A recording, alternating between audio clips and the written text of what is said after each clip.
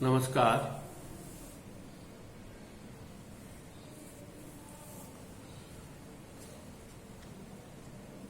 BA द्वितीय वर्ष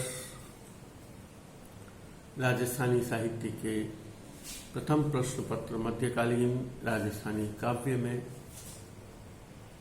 दो पुस्तकें पाठ्यक्रम में निर्धारित हैं।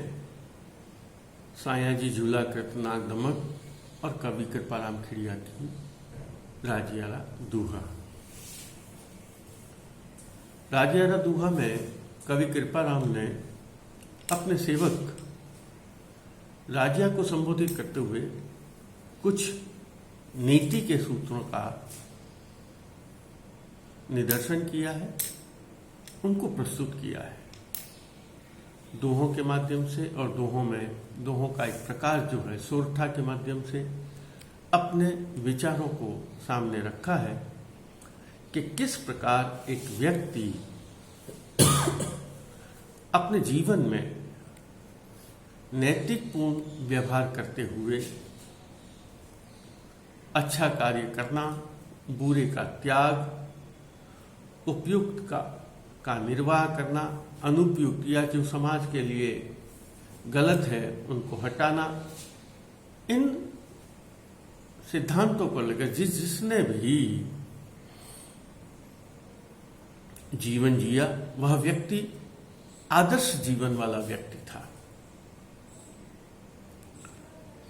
लेकिन हम यह देखते हैं कि समाज में कई लोग ऐसे हैं जो इन आदर्शों को स्वीकार नहीं करते। वो केवल उसे पढ़ तो लेते लेकिन व्यवहार में उतारने का प्रयास नहीं करते। और उन्हें लगता है कि यह आदर्श जीवन जो है ना वो हमारे जीवन में बाधा उत्पन्न करेगा, या हम व्यावहारिक जीवन में इन नैतिक बातों का कोई महत्व वो नहीं समझते। वो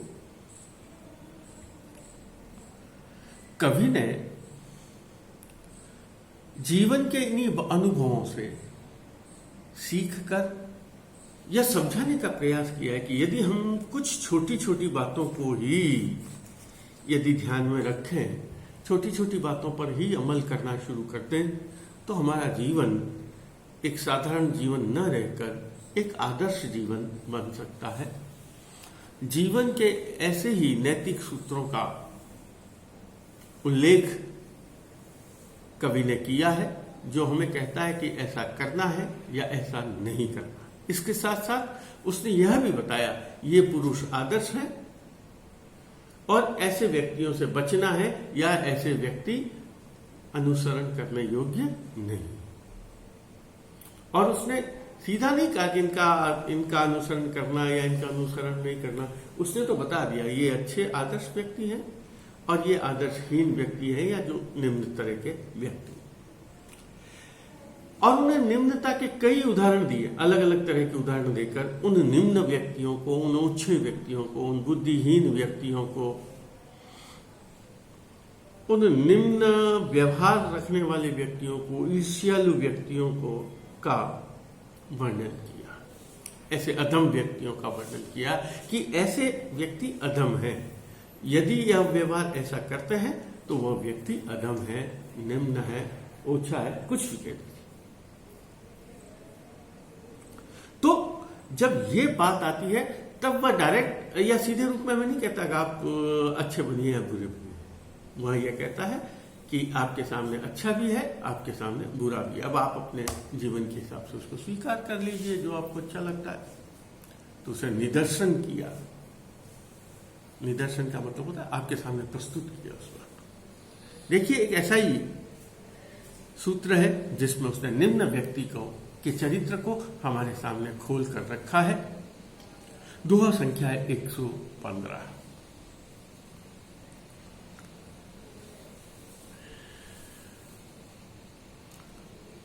इसमें हम पहले भावार्थ को देखेंगे, फिर पंक्तिबद्ध अर्थ को देखेंगे।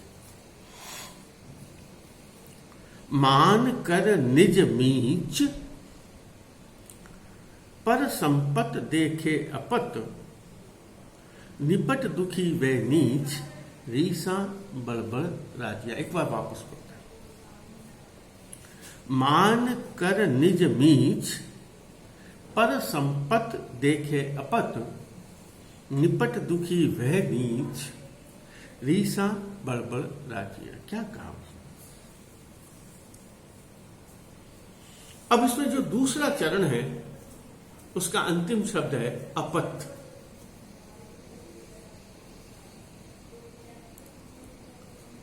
वो अपत शब्द का अर्थ 3-4 अलग अलग शब्दों में हम अर्थ देख सकते हैं।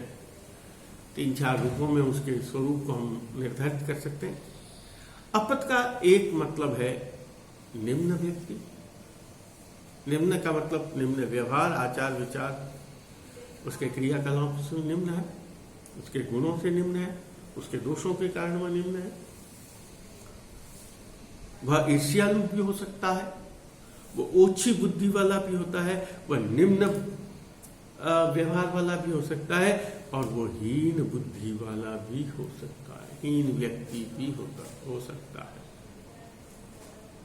वह क्या करता है? अब उसका पता है, अपत शब्द देख लिया। अब इसके दूसरे चरण को पूरा देखेंगे। क्या बताया? अपत पर, वापस देखें, पर संपत देखे अपत। पर याना दूसरे की पराई, संपत यानी संपत्ति, देखे यानी देखता है। अब अपन इसके अर्थ को शब्दों के हिसाब से बना। अपत पर संपत देखे।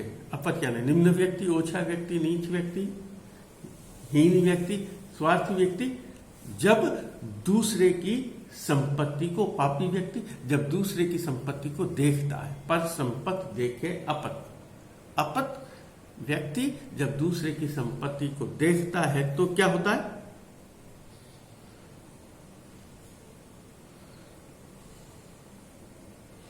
अब पहले चरण में आएंगे।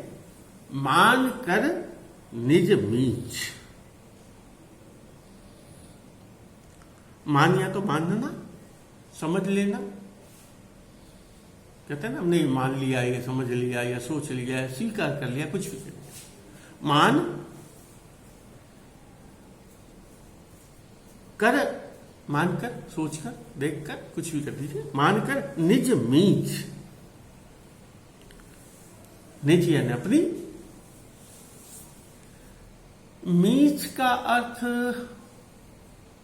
कहीं एक अर्थ में मृत्यु भी आता है, कहीं नाश भी है, कहीं विनाश भी है।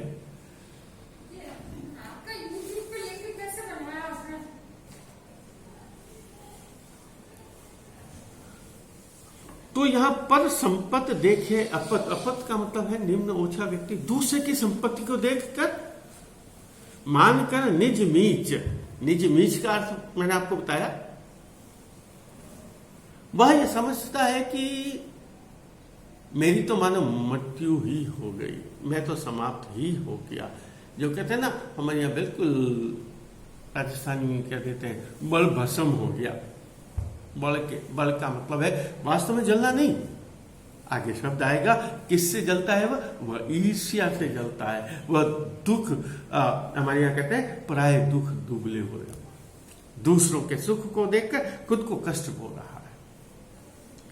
मान कर निज मीच, पर संपत देखे अपत। आगे उसने आगे अब वापस आता है, दूसरे की संपत्ति को देखकर, दूसरे की समृद्धि को देखकर, दूसरे की खुशी को देखकर, दूसरे के सुख को देखकर जो व्यक्ति अपने आप को बहुत हीन, ओछा, निम्न, दुखी मानता है।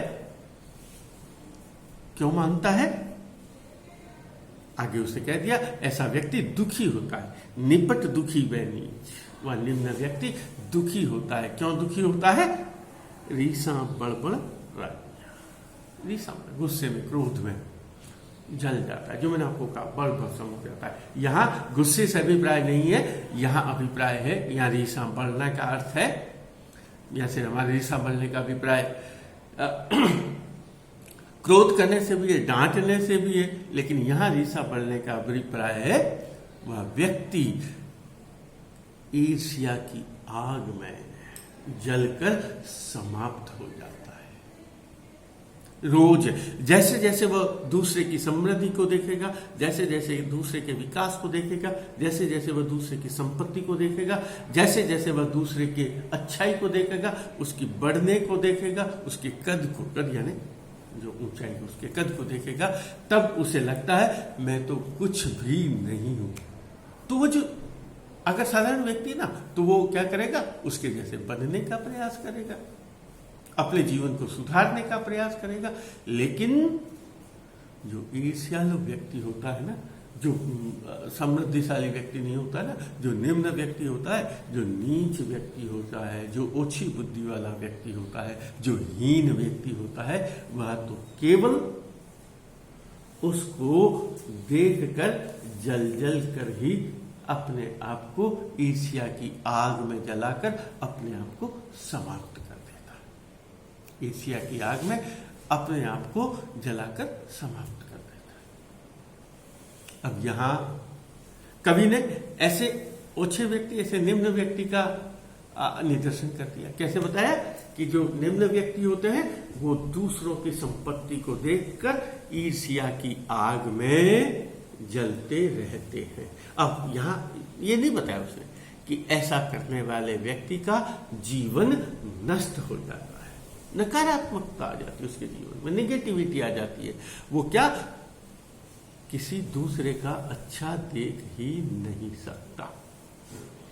वह यही चाहता है जितना अच्छा हो, जितना सुख हो, जितना आराम हो, जितना संपत्ति हो, जितने अधिकार हो मेरे पास हो, और यदि ये कुछ भी उसके पास नहीं होता है तो वो ईर्ष्या की आग में जलता रहता है। क्या नहीं लिखा, लेकिन हाँ को ईर्ष्या की आग में जलकर अपने जीवन को समाप्त कर देता है। कई बार तो वह दूसरे के, जो वह व्यक्ति है उसके जीवन को भी नष्ट करने का प्रयास करता है। कभी यहाँ कहना चाह रहा है हमें ऐसा व्यक्ति, कैसा, ऐसा ईर्ष्यालु व्यक्ति, ऐसा ओछा व्यक्ति, ऐसा निम्न व्यक्ति नहीं बनना है। हमें ऐसा निम्न व्यक्ति, ऐसा ऊंचा व्यक्ति नहीं बनना। ऐसे इसलिए मैंने आपको कहा, उसने एक बुरी बात को बताया और बुरी बात को बताकर कहा हमें ऐसे बनने से बचना है। ठीक है, तो उसने बुराई का निदर्शन किया और ये कहा, निदर्शन का मतलब होता है प्रकटन करना, प्रस्तुत करना, हमारे सामने बुराई को रखा और ये कहा हमें इस बुराई से बचना चाहिए। केवल उसने ये नहीं कह दिया ये बुरा व्यक्ति है। बुरा व्यक्ति कहने से तो कोई अभिप्राय नहीं होता। बुरा व्यक्ति का उसने विशेषताएं बता दी, उसका चित्रण हमारे सामने कर दिया और चित्रण विशेषताएं सामने करने के बाद हमें ये कहा, क्या कहा कि हमें ऐसे व्यक्ति से बचना चाहिए और हमें ऐसा नहीं बनना चाहिए। अगर हम अच्छा व्यक्ति बनना चाहते हैं तो हमें ऐसा नहीं बनना है, ये ठीक है। चलिए देखिए, आगे देखेंगे। आगे के दो दोहों में लगभग 111 नंबर, अब 116 में है, उसमें 111 नंबर का जो दोहा है उसकी छाया में उसके भावों का थोड़ा सा प्रभाव इन दो आगे के दो दोहों में 117 में 116 में 118 में दिखाई देगा। कुछ लोग ऐसे होते हैं, खुशामदीद लोग, चाटुकार लोग, आज की बिल्कुल हल्की भाषा में या बोलचाल की भाषा में आप जिसको कहते हैं चमचागिरी करने वाले लोग। और चमचागिरी करने वाले झूठ तो बोलते ही, चाटुकार लोग झूठ तो बोलते ही, लेकिन उनमें एक अवगुण नहीं होता है वो, या एक उससे बात से बचे रहते हैं कि वो पीछे से बुराई नहीं करते। चमचे हमेशा अपने स्वामी की अच्छाई करते हैं या जिसका भी करना था। लेकिन यहां उससे थोड़ी सी अलग बात को समझाया कि हम किसी व्यक्ति की प्रशंसा, किसी व्यक्ति की पूजा, किसी व्यक्ति की मनुहार तब तक करते हैं जब तक हमारा उससे स्वार्थ होता है, जब तक हमारा उससे मतलब होता है। जो 111 वाले दोहे को वापस बताता हूं, जहां उसने कहा ना, मतलब री मनवार नू तो जिमावे चूरमो बिन मतमार राव न पावेगा, ये रात भी निकलाएंगे आपको। लेकिन यहां उसने कहा वो रात नहीं पिलाए। ऐसे लोगों का कवि कहना चाहता है, ऐसे लोगों से बच के रहो, ऐसे लोगों को धिक्कारो। ऐसे व्यक्ति धिक्कार में योग्य है। कैसे व्यक्ति? देखिए, मिलियां अत मनुहार। अब इसमें दो तरह के लोग होते हैं। एक तो ऐसे लोग होते हैं भाई ठीक है, मिले ठीक है, हाँ राम राम हुई, बस ठीक है भाई, मिलने के बाद कोई बात नहीं, मिले तो भी ठीक, नहीं मिले तो भी ठीक। लेकिन यहां लोग जिसका वर्णन किया है वो क्या कर रहे हैं? मिलियां अत मनुहार।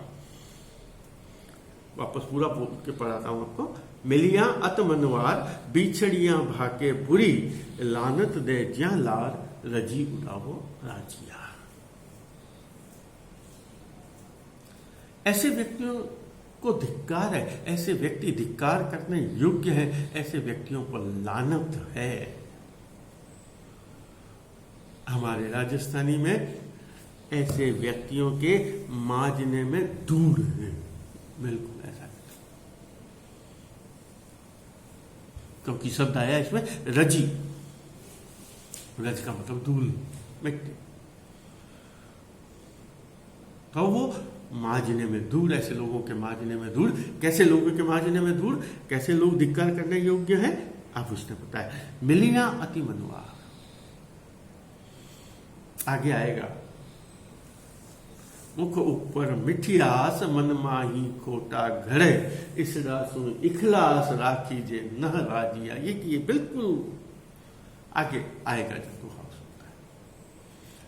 क्या मुखों पर मिठियास। यहां पहले इसकी देख लेते हैं। मिलियां अत मनुहार, मिलते हैं तो आपकी बहुत प्रशंसा करेंगे, आपकी बहुत तारीफ करेंगे, आपकी बहुत सेवा शुश्रूषा करेंगे, मनुहार करेंगे, आपके प्रति आव भगत आदर स्नेह सम्मान का प्रदर्शन करेंगे। मिलियां अत अति यानी बहुत ज्यादा, अति मनुहार। और जैसे ही आप अलग हुए, उसमें दो है, जब तक आप उस व्यक्ति का पोषण करते हैं, कैसे भी अपने पद पैसे प्रतिष्ठा, कैसे भी उस दृष्टि से यदि हम उस व्यक्ति को कुछ, जब तक हमारा से उसका स्वार्थ पूरा हो रहा है तब तक तो वो हमारी सेवा करेगा, तब तक तो हम उसके लिए अच्छे हैं, तब तक हम उनके लिए उत्तम है, आदर्श है, तब तक तो वो हमारी मनुहार करेगा। लेकिन जैसे ही उसका वह स्वार्थ पूरा हुआ, जैसे ही उसका कार्य पूरा हुआ, या हम ऐसी स्थिति में आ गए कि अब हम उसके कार्य करने लायक नहीं है, या अब हम उसके काम नहीं आ सकते, या हमसे उसका कार्य पूरा हो गया, तो क्या हुआ? मिलियां अत मनुहार, बिछड़ियां। अलग होने के बाद कैसे भी अलग, मैंने आपको इतनी सारी उदाहरण दे दिए। बिछड़ियां भाखे पूरी, भाखना भाषण करना, सुभाषित जो हम भाषण देते हैं ना, तो उसका अर्थ है भाखना। भाखना यानी बोलना, कहना, कि जब हम सामने होते हैं तब तो हमारी मनुहार, अनुनय, विनय, मान सम्मान, सब कुछ, आदर पूजा सब कुछ करेगा। बिछड़ियां भाखे पूरी, और जैसे ही हम अलग हुए, वह क्या करेगा? बिछड़ने के बाद हमारी निंदा करना चालू कर देता है, हमारी बुराई करना प्रारंभ कर देता है, हमारा अपमान करना प्रारंभ कर देता है, हमें या हमारा आदर सम्मान करना बंद कर देता।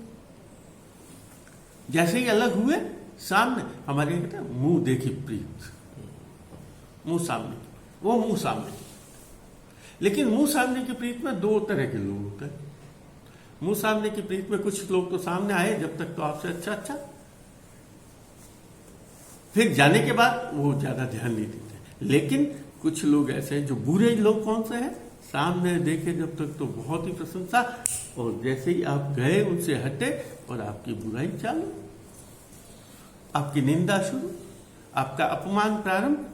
तो उसने क्या किया, मिलियां अतमनवार बिछड़ियां भाखे बुरी, लानत दे ज्या ला। देखिए मैंने आपको जो कहा धिक्कार है, लानत शब्द, ऐसे व्यक्तियों के को धिक्कार है, क्योंकि वहां उनका दोहरा चरित्र है, उनका दोहरा व्यवहार आता है।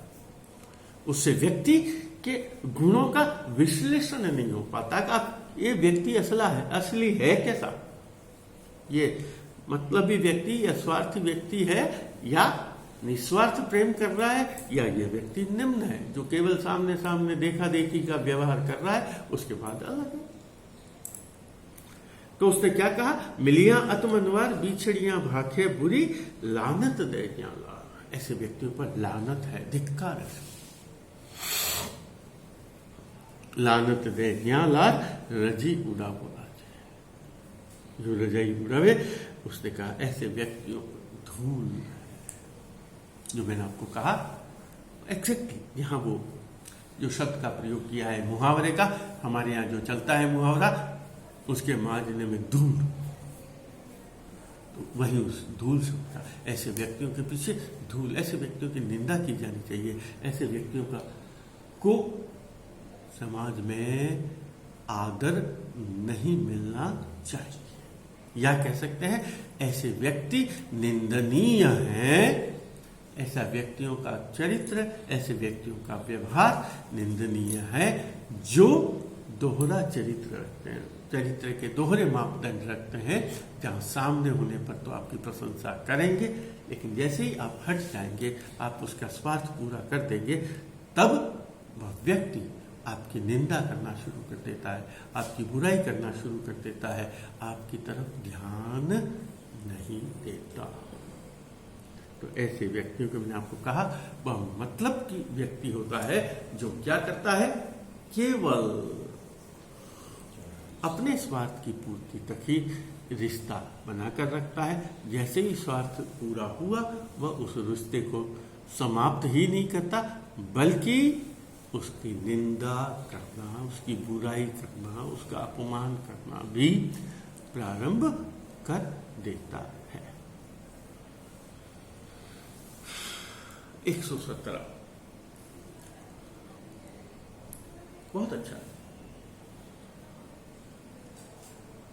यहां आत्मबल पर जोर दिया, आत्म स्वाभिमान पर जोर दिया। व्यक्ति में चाहे कितनी भी शक्ति हो, कितनी भी ताकत हो, कितना भी मोटा तगड़ा ताजा क्यों न हो, लेकिन यदि उसमें आत्मबल नहीं होगा, आत्म स्वाभिमान से आत्मबल होना चाहिए। वह आत्मबल क्या होता है कि मैं शक्तिशाली हूं, किसी से भी डरे नहीं, निडर, वो आत्मबल होना चाहिए। बली व्यक्ति जिसको कहते हैं, बली तो और भी कहीं हो सकता है, यहां मुख्य बात जो है आत्मबल पर है।